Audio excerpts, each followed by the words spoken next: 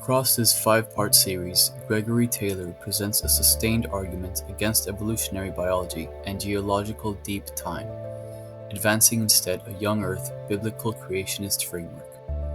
While the talks raise real phenomena, rapid burial, catastrophic death, fossils, genetic change, historical vessels, and cultural myths, the recurring problem is not the identification of these phenomena, but the conclusions drawn from them.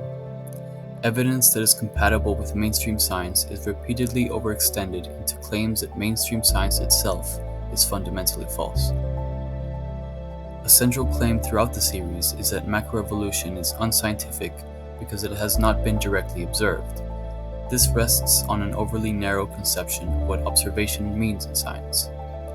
Macroevolution is not defined by the expectation that we watch one species transform into another over millions of years in real time. Like geology, cosmology, and much of history, evolutionary biology is a historical science that relies on converging lines of evidence.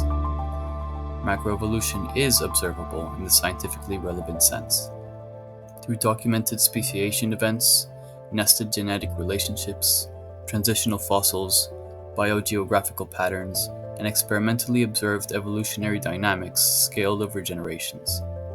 Rejecting macroevolution because it is not witnessed in a time-lapse misunderstands how large-scale processes are inferred and validated across the sciences.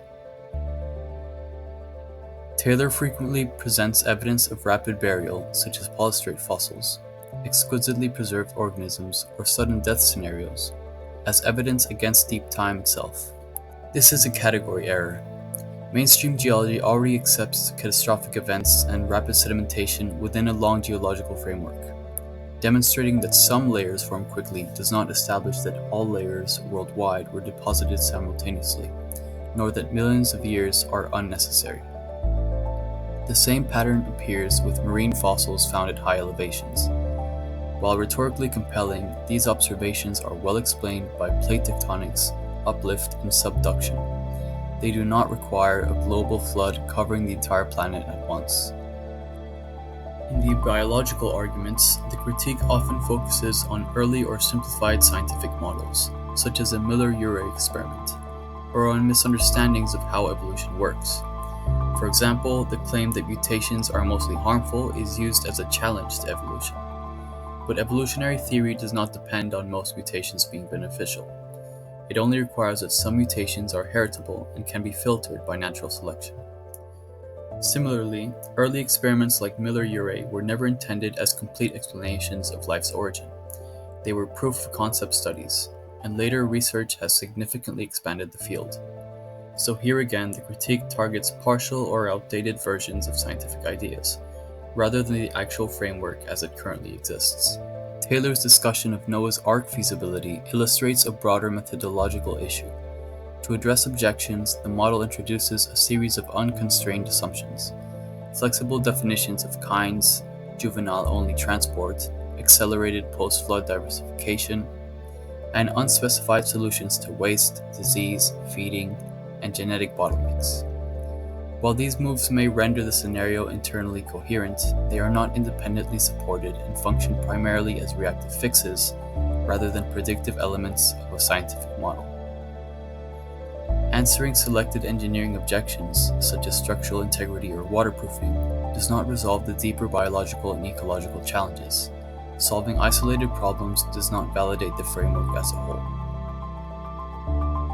In the later videos, dinosaurs are reinterpreted as biblical dragons, with artistic depictions, medieval carvings, and historical anecdotes treated as literal evidence of human-dinosaur coexistence.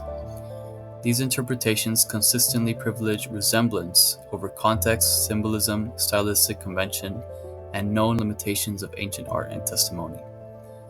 Cryptozoological claims and alleged soft tissue discoveries are similarly overstated, ignoring well-documented explanations involving protein remnants, mineralization, and chemical stabilization rather than intact biological tissue.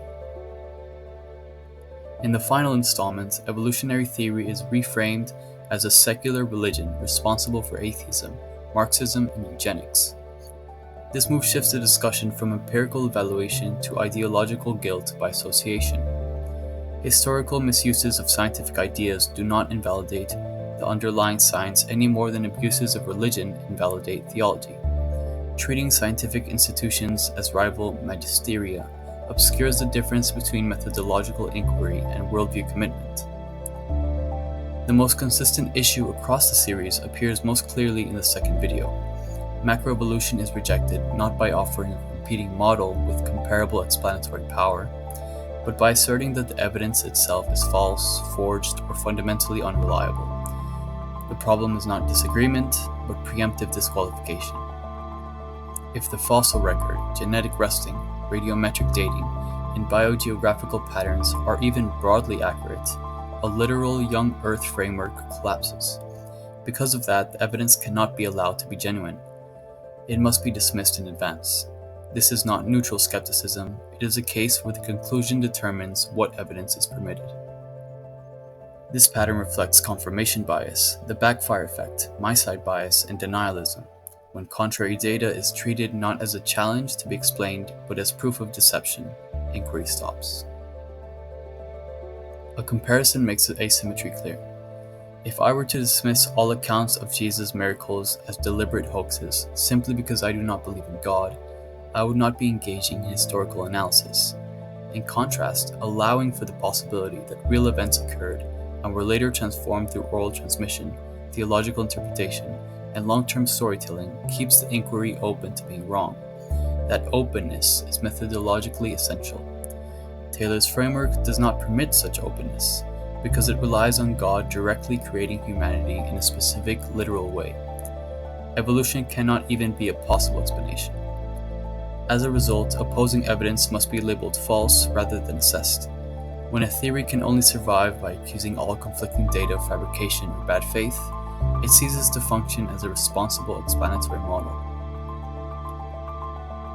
In conclusion, across all 5 videos, real phenomena are repeatedly identified but consistently overinterpreted. Evidence compatible with localized catastrophes, evolutionary change, and deep time is treated as if it mandates a single global flood and a young Earth, despite the availability of better supported alternatives that require fewer auxiliary assumptions.